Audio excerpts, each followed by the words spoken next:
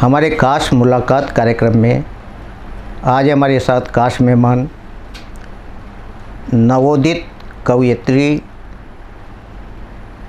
अदिति शर्मा जी।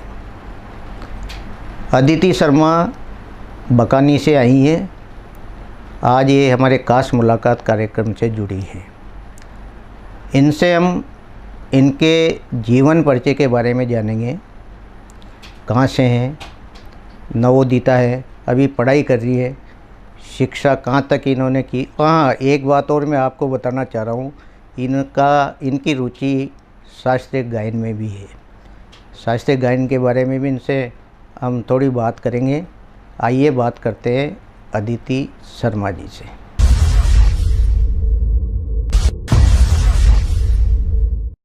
अदिति जी, आपका हमारे स्टूडियो में बहुत बहुत स्वागत है। जी नमस्कार सर, आपका बहुत बहुत धन्यवाद जी। और मेरा नाम अदिति शर्मा है और मैं झालावाड़ ज़िले के बकानी कस्बे से हूँ। और मेरी जो प्रारंभिक शिक्षा है वो मैंने कस्बे के ही विद्यालय से पूर्ण की है। और उसके बाद मैंने गणित विषय का चयन किया और 11th और 12th वो भी मैंने कस्बे से ही किया। और उसके बाद मैंने BSc इन मैथमेटिक्स राजकीय कन्या महाविद्यालय झालावाड़ से किया है। और उसके बाद मैंने B.Ed का एक कोर्स किया। जी अदिति जी, आप विज्ञान की विद्यार्थी रही हैं और आपने काव्य रचना भी की, क्योंकि मैथमेटिक्स और हिंदी साहित्य में बहुत अंतर मानता हूँ मैं। कैसे आपका रुझान इस तरफ बढ़ा? जी, मेरा तो प्रारंभ से ही लगभग बचपन से ही मेरा जो संगीत की रुचि रही है। जी जी। और मेरी जो संगीत की प्रारंभिक गुरु हैं वो मेरी मम्मी रही हैं। उनसे मैंने, और मेरी सिस्टर जो है छोटी दक्षिता शर्मा, हम दोनों ने हारमोनियम बजाना, भजन गाना और सब सीखा। और प्रारंभ में मैं सिर्फ भजन लिखा करती थी जी। और धीरे धीरे मैंने इस क्षेत्र में मैं आगे बढ़ी। और उसके बाद मैंने कस्बे में ही मेरे विद्यालय के हिंदी के जो शिक्षक थे संजय जी विश्वकर्मा, उनसे शास्त्रीय संगीत की मैंने शिक्षा प्राप्त की। फिर धीरे धीरे मेरा लेखन के क्षेत्र में एकदम रुझान रहा जी। और मैं ऐसा मानती हूँ कि विषय का हमारे जो जीवन में कोई प्रभाव नहीं पड़ता। जो हमारी जो संस्कृति है, हमारा जो समाज है, उससे हमारा जो जुड़ाव है वो तो बचपन से ही रहता है। और मेरा प्लस पॉइंट जो मैं मानती हूँ वो मेरा पारिवारिक जो वातावरण है वो मैं मानती हूँ, जिसमें मुझे एक प्रकार से लेखन, संगीत, गायन, वादन जी, और उसके साथ में मेहंदी और पेंटिंग्स में भी रुचि। बहुत बढ़िया, बहुत बढ़िया। तो एक प्रकार से जो कला से जुड़ाव तो मेरा प्रारंभ से ही रहा है। और मैथमेटिक्स सब्जेक्ट जो मैं मानती हूँ कि आज की जो वर्तमान युग है वो एक आधुनिक युग है। बिल्कुल। तो मैं चाहती हूँ शिक्षा के क्षेत्र में भी मैं अपना योगदान दूँ। मैं एक शिक्षक बनना चाहती हूँ। बिल्कुल। अदिति, आपकी जो रुचि, वास्तव में सब विषयों पे आपकी रुचि है। धन्यवाद। अदिति, काव्य रचना के आपके प्रेरणा स्रोत कौन रहे? किसकी प्रेरणा से आपने लिखना तो शुरू कर ही देते हैं, लेकिन उसको जांचना और आगे बढ़ाना, वो गुरु कौन थे आपके? मैं आपको बताना चाहूँगी कि मैं सिर्फ संगीत में रुचि थी मेरी। मैं हारमोनियम बजाना, शास्त्रीय गायन इस प्रकार से मैं किया करती थी। तो अभी लगभग कोरोना काल के बाद एक जिला स्तरीय कार्यक्रम, अंतर्राष्ट्रीय महिला दिवस का जो कार्यक्रम का आयोजन किया गया था, तो वहाँ किसी काम से हमारा जाना हुआ और मुझे अपनी प्रस्तुति का एक वहाँ पर मौका मिला जी। तो वहाँ मेरी मुलाकात आदरणीय श्री नरेंद्र जी दुबे सर और पुष्पलता जी दुबे, उनसे मेरी मुलाकात हुई। और मैं वर्तमान में आकाशवाणी झालावाड़ के चंद्रभागा चैनल पर युवाणी अनाउंसर के रूप में भी कार्यरत हूँ। बहुत बढ़िया। तो वहाँ उन्होंने मुझे कहा, सर ने, कि आप संगीत में तो आपकी रुचि है ही, लेकिन अगर आप लेखन के क्षेत्र में भी आगे आती हैं तो ये एक बहुत अच्छा उदाहरण प्रस्तुत होगा जी। क्योंकि इस क्षेत्र में महिलाएं तो है, लेकिन कई सारी, जैसे मैं गांव से हूँ, मतलब कस्बे से, बिल्कुल। तो वहाँ पर एक प्लेटफॉर्म नहीं मिल पाता एक प्रकार से आगे बढ़ने के लिए, एक मंच प्रदान करने का कार्य जी मुझे आदरणीय श्री नरेंद्र जी दुबे सर ने दिया। और मेरा जो लेखन के गुरु हैं, मैं उन्हें ही मानती हूँ जी। अदिति, कोई रचना जो आप लिखती हो को सुनाते हो, सुनाइए आप हमारे दर्शकों को। मेरी एक रचना है जिसमें एक सैनिक जब देश की सीमा पर तैनात होता है जी और किस प्रकार वो अपने वतन के खातिर अपने परिवारजनों से किए हुए हर वचन को पीछे छोड़ते हुए जाता है जी, और जब वो अपने घर सुरक्षित वापस नहीं लौट पाता तो उसके जो परिवारजनों के भाव रहते हैं जी, उसका वर्णन मैंने अपनी बिल्कुल रचना में किया। बिल्कुल सुनाइए। कि आंसुओं से जला रोशनी के दिए, आंसुओं से जला रोशनी के दिए, चांद फिर ना दिखा रोहिणी के लिए, बहुत खूब। चांद फिर ना दिखा रोहिणी के लिए। कि हर वचन जो वतन पर लुटाता रहा, आंसुओं से जला रोशनी के दिए, चांद फिर ना दिखा रोहिणी के लिए।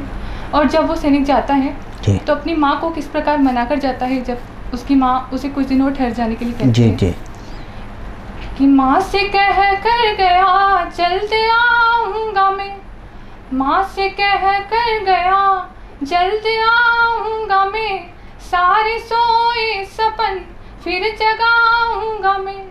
कि गाँव में जो बना है नया घर हमारा, उसी में दिवाली मनाऊँगा मैं, हाँ उसी में दिवाली मनाऊँगा मैं। कि स्वप्न भी सो गए नींद में संग तेरे, स्वप्न भी सो गए वाह। नींद में संग तेरे, जागती वो रही तो जगाता रहा, आंसुओं से जला रोशनी के दिए, चांद फिर ना दिखा रोहिणी के लिए। और जब एक बहन से किया हुआ राखी का वादा पूरा नहीं होता जी। तो वो बहन क्या कहती है अपने भाई के लिए, जी जी, कि जो भी तूने कही झूठी हर बात थी, जो भी तूने कही झूठी हर बात थी, तुझसे ही रूठी तेरी वो हर याद थी। कि वादा राखी का जो कर गया था तू कल, वादा राखी का जो कर गया था तू कल, बहना तेरी में छोटी तेरे हाथ थी, कि बहना तेरी में छोटी तेरे हाथ थी। कि हाथ से हाथ का साथ भी छूट गया, हाथ से हाथ का साथ भी छूट गया, वो भुलाती रही तो भुलाता रहा, आंसुओं से जला रोशनी के दिए। और सबसे ज़्यादा जो हिम्मत मैं मानती हूँ एक पिता की होती है, बिल्कुल और जब ऐसी घटना घटित हो जाती है तो एक पिता के क्या भाव रहते हैं, मैं बिल्कुल। पंक्तियों में व्यक्त करती हूँ। कि सबकी सुनता रहा कुछ जो कह ना सका, पीड़ा का पीर पल भर भी सह ना सका, कुल का दीपक दिया देश को जिस पिता ने, बुझा देख कर उसको रह ना सका, हाँ बुझा देख कर उसको रह ना सका। कि छाव में धूप में अनकहे रूप में, छाव में धूप में अनकहे रूप में, हर घड़ी बस तू ही याद आता रहा, आंसुओं से जला रोशनी के दिए, चांद फिर ना दिखा रोहिणी के लिए। और शहीद की पत्नी के क्या भाव हैं, बिल्कुल मैं इन सुना। पंक्तियों में व्यक्त करती हूँ। कि संगिनी का जो संग था अधूरा हुआ, व्रत भी लंबी उम्र का न पूरा हुआ, सारी खुशियाँ अधूरी रही बिन तुम्हारे, सफर बस यहीं तक था पूरा हुआ, हाँ सफर बस यहीं तक था पूरा हुआ। कि छोड़ कर इस तरह तुम कहाँ चल दिए, छोड़ कर इस तरह तुम कहाँ चल दिए, कि 7 जन्मों जन्म का ये नाता रहा, आंसुओं से जला रोशनी के दिए। और इस रचना की जो अंतिम पंक्तियाँ जी। हमारे भारत देश की बेटियों को समर्पित है, बहुत बढ़िया। जिनके पिता सेना में शहीद हो जाते हैं, और एक बेटी अपने परिवारजनों को सांत्वना देती हुई और उन्हें समझाती हुई जी। क्या कहती है, आंसुओं से जला रोशनी के दिए, चांद फिर ना दिखा रोहिणी के लिए, कि हर वचन जो वतन पर लुटाता रहा, आंसुओं से जला रोशनी के दिए, कि है नमन उस पिता को जो माँ भारती के लिए सारे आघात खुद सह गया, हे नमन उस पिता को जो माँ भारती के लिए सारे आघात खुद सह गया, याद मैं भी रखूंगी कहानी वो सारी जो धीरे से कानों में वो कह गया, हाँ जो धीरे से कानों में वो कह गया। और एक पिता क्या कहता है, बिल्कुल, कि वतन से बड़ा है वचन भी नहीं, कि वतन से बड़ा है वचन भी नहीं, हम दिलाते रहे वो निभाता रहा, आंसुओं से जला रोशनी के लिए, चांद फिर ना दिखा रोहिणी के लिए। बहुत खूब, बहुत अच्छी कविता बहुत बहुत धन्यवाद सर। सुनाई अदिति आपने। मार्मिक आज के वास्तव में परिप्रेक्ष्य में एक शहीद के लिए। अदिति, तुम झालावाड़ ज़िले से ताल्लुक़ रखती हो। झालावाड़ ज़िला जो है साहित्यकारों का महाकुंभ कर सकते हैं, बड़े बड़े साहित्यकार निकले हैं। तो किन किन साहित्यकारों से आपका मिलना हुआ और कितना ज़्यादा प्रभाव मतलब आपकी लेखनी में भी मिला? जी बिल्कुल। मैं जब इस प्रकार से कविता लिखने लगी जी सर के जो मार्गदर्शन के बाद, जी, तो फिर मुझे वहाँ के जो गीत संगीत साहित्य ग्रुप है जी, उससे मुझे जुड़ने का एक मौका मिला। और उसके बाद अखिल भारतीय साहित्य परिषद इकाई जी, झालावाड़, जी जी, वहाँ मैं जुड़ी। वहाँ पर मुझे जो वहाँ के अध्यक्ष हैं आदरणीय सुरेश जी निगम सर, जी, उन्हें सुनने का मौका मिला। इसके अलावा जो अरुणिमा रेखा जी हैं जी, उन्हें मैंने सुना, प्रतिमा जी पुलक।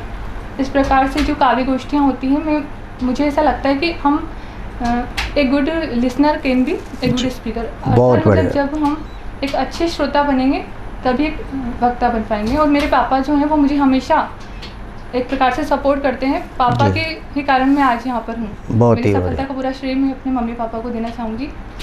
तो इस प्रकार से मैं जब भी इस प्रकार के कार्यक्रमों में भाग लेती थी तो वहाँ पर मुझे सब एक तरह से मोटिवेट करते थे लेखन करने के लिए, और अभी जी। भी करते हैं। तो धीरे धीरे जब मैंने उनको सुना तो मेरे भी शब्दों में, मेरी लेखनी में सुधार आया। बहुत बढ़िया, बहुत। तो फिर मैंने धीरे धीरे लिखना शुरू किया और मैं लिखती चली गई। उसके बाद मैंने पीछे मुड़ कर नहीं देखा। बहुत बढ़िया, बहुत। अदिति, जब आप पहली बार काव्य गोष्ठी में गई जी और बड़े बड़े साहित्यकार सामने बैठे हों और अपनी रचना जब प्रस्तुत की, तब उस समय कैसा भाव रहा आपका? बिल्कुल, आप ऐसा समझ सकते हैं कि एक बिल्कुल छोटी सी मैं जी। और इतने बड़े लोगों के सामने, तो मेरे अंदर थोड़ी झिझक भी थी वहाँ पर अपने प्रस्तुतिकरण के लिए। तो जी। लेकिन वहाँ पर मुझे ऐसा लगा ही नहीं। सब जो माहौल था, एक प्रकार से पारिवारिक वातावरण मुझे वहाँ पर मिला और सभी ने वहाँ पर मेरी जो कविता सुनकर काफ़ी सराहना करी, मुझे काफ़ी मोटिवेट किया। और मुझे जो मार्गदर्शन मिला है, मैं इस मंच के माध्यम से उन सभी का तहे दिल से बहुत धन्यवाद करना बढ़िया, चाहूँगी। एक रचना और सुनाओ आप हमारे दर्शकों को। बिल्कुल। एक रचना मैंने माँ सरस्वती की वंदना करते हाँ हुए बिल्कुल, लिखी। सुनाइए सुनाइए। कि माथे तिलक लगाऊं, रोली चंदन मंगवाऊं, कि थाल सजा के करूं आरती, थाने शीश नवाऊं। माथे तिलक लगाऊं, रोली चंदन मंगवाऊं, कि लक्ष्मी दुर्गा सरस्वती सावित्री तू ही काली, कि जन जन का उद्धार करे तू ही जग की रखवाली। कि पहले पूजो गण राजा ने, पहले पूजो गण राजा ने, पाछे तने मनाऊं। माथे तिलक लगाऊं, रोली चंदन मंगवाऊं, कि था से ही सरगम गीता की और था से ही वाणी, अक्षर सुग्रंथा तक की विद्या भी था से जानी। कि तू जब पकड़े हाथ उम्हारो, तू जब पकड़े हाथ उम्हारो, तब लेखनी चलाऊं। माथे तिलक लगाऊं, रोली चंदन मंगवाऊं, थाल सजा के करूं आरती, थाने शीश नवाऊं, माथे तिलक लगाऊं, रोली चंदन मंगवाऊं।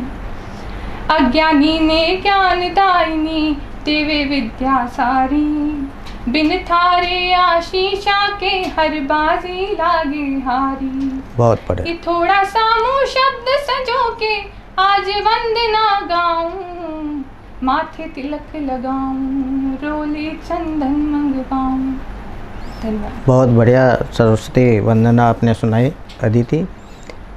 अदिति जी, अभी आपकी उम्र बहुत कम है, नवोदित हो, सब तरह के गुण आप में समाहित है, माँ सरस्वती ने सब गुण आप में समर्पित किए हैं, बहुत अच्छी बात है।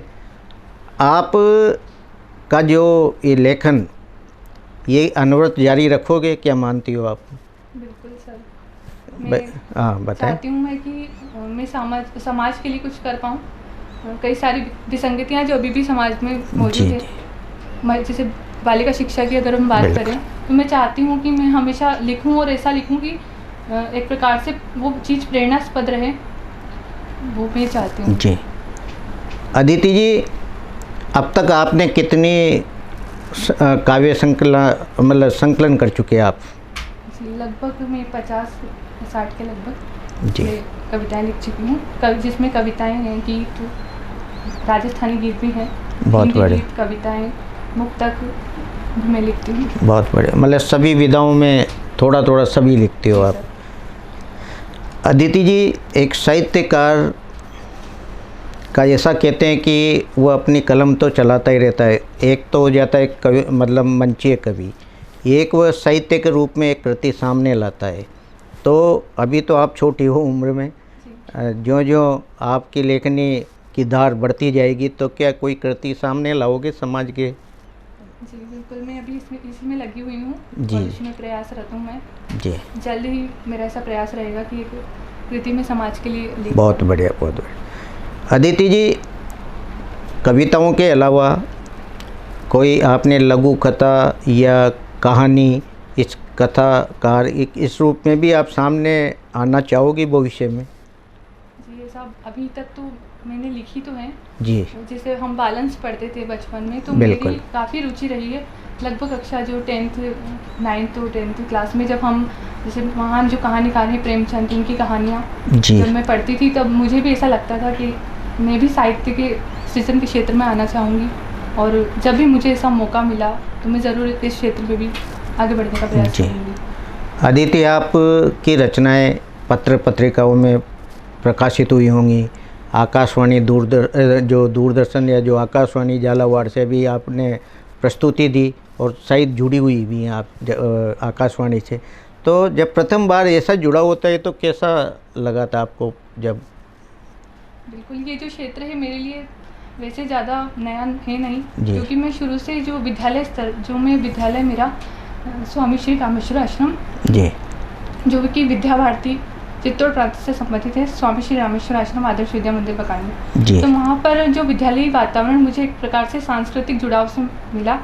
ऐसा जुड़ाव वहाँ पर रहा कि पढ़ाई के साथ साथ हर क्षेत्र की जो प्रतिभाएं हैं वहाँ पर उन्हें एक प्रकार से प्रोत्साहन दिया जाता था।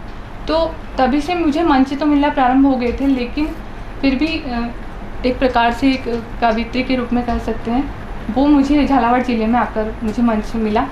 तो थोड़ा तो मुझे नया लगा प्रारंभ में, लेकिन सभी का काफ़ी सहयोग रहा, जैसा कि मैंने बताया। और अभी जैसे कोटा में भी मैंने कुछ मंचों पर अपनी प्रस्तुति दी है। बहुत बढ़िया। जैसे गौतम जयंती पर कार्यक्रम में मेरे द्वारा प्रस्तुति दी गई, वहाँ पर एक कहानीकार हैं विजय जी शर्मा जी, उन्होंने मुझे प्रोत्साहित किया। इसके अलावा हमारे ब्राह्मण समाज के जो अध्यक्ष हैं और एक जो सदस्य हैं आदरणीय सत्यनारायण शर्मा, एक वैवाहिक सम्मेलन, एक वैवाहिक जो कार्यक्रम था, मेरी कजिन सिस्टर की जो शादी थी, उसमें मैंने एक रचना उनके पूरे जीवन के ऊपर लिखी। बहुत बढ़िया। तो उन्होंने मुझे कहा कि क्या आप गौतम ऋषि पर भी कुछ लिख सकती हैं, या माता अहिल्या के बारे में। उस समय क्योंकि कुछ दिनों बाद गौतम जयंती आ ही रही थी जी जी, तो फिर मैंने उस पर लिखना प्रारंभ किया और अपनी प्रस्तुति कोटा में भी एक कार्यक्रम में थी। कौन सी प्रस्तुति थी वो आप सुनाए हमारे दर्शकों को? बिल्कुल, मैंने उसमें जो गौतम ऋषि हैं और माता अहिल्या की जो जी। जीवन गाथा है हाँ हाँ, उसका वर्णन किया है बिल्कुल। कि आज सनातन की बेटी वर्णन करती उस गाथा का, युगों युगों तक अमर रहेगा नाम अहिल्या माता का, नाम अहिल्या माता का। कि आज सनातन की बेटी वर्णन करती उस गाथा का, युगों युगों तक अमर रहेगा नाम अहिल्या माता का, नाम अहिल्या माता का। कि मानस पुत्री ब्रह्मा जी की रूपवती थी एक नारी, बहुत स्वर्ग बढ़िया। अप्सरा सी शोभा सुंदरता जिनमें थी सारी। कि मुरझाया उपवन भी जिनके, मुरझाया उपवन भी जिनके आने से खिल जाता था, युगों युगों तक अमर रहेगा नाम अहिल्या माता का, बहुत नाम बढ़िया, बहुत अहिल्या बढ़िया। माता का। कि सप्त ऋषि में एक महर्षि गौतम की थी परिणीता, सप्त ऋषि में एक महर्षि गौतम की थी परिणीता। मिला श्राप बन गई शिला प्रभु के मन को जिसने जीता। कि कृपा हुई रघुवर की जिनसे, कृपा हुई रघुवर की जिनसे पत्थर भी तर जाता था, युगों युगों तक अमर रहेगा नाम अहिल्या माता का, नाम अहिल्या माता का। और माता अहिल्या का उद्धार किस प्रकार जी होता जी है जी। वो मैं इन पंक्तियों में रखती हूँ। कि जनक राज के धनुष यज्ञ में राम गुरु के संग आए, जनक राज के धनुष यज्ञ में राम गुरु के संग आए। तभी देख वह शिला प्रभु के नैन वहीं थे भर आए।